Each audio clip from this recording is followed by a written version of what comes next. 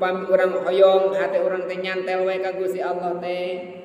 Seueur carana teh diantawisna supaya hate urang nyantel ka Gusti Allah, hiji urang teh kedah dawam wudu.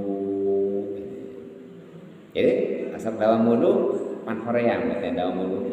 Komo geus dibedak geus dipestik tut bae hitut kitu nya. Loba pandek teh kudu teh bedak teh kumaha ieu bedak geus geulis. Rek wudu deui pan lebar eta teh marukan teh iman eta teh. Dawam wudu teh di mana urang tos wudu batal wudu deui. Batal wudu deui teh dawam wudu. Bade masak dawam kudu wudu. Bade bobo kudu wudu, bade angkat ka pangaosan kudu wudu. Sanes sungkul bade salat tungkul wudu teh. Sanes sungkul bade maca Quran hungkul wudu teh. Sadayana aktivitas upami urang hoyong dicaketan ku Gusti Allah, maka urang kedah dawam wudu. Sabab Allah teh zat anu maha suci.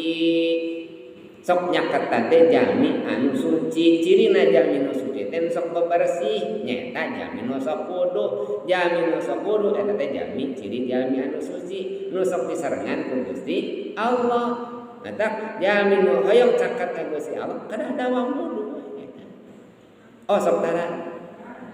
Urang sami kitu hese eta teh gampang hese dawam wudu teh. Oh sok cenah abdi teh dawam wudu hitut deui hitut teh henteu hitut pantel deui kitu nya. Pantel jeung caroge pantel jeung tatangga misalnya muslimna. Nah, eta. Enten padilahna sapertos kitu nyaketkeun urang caketkeun ka Gusti Allah teh nalika urang dawam wudu. Seueur padilahna wudu teh. Kanjeng Rasul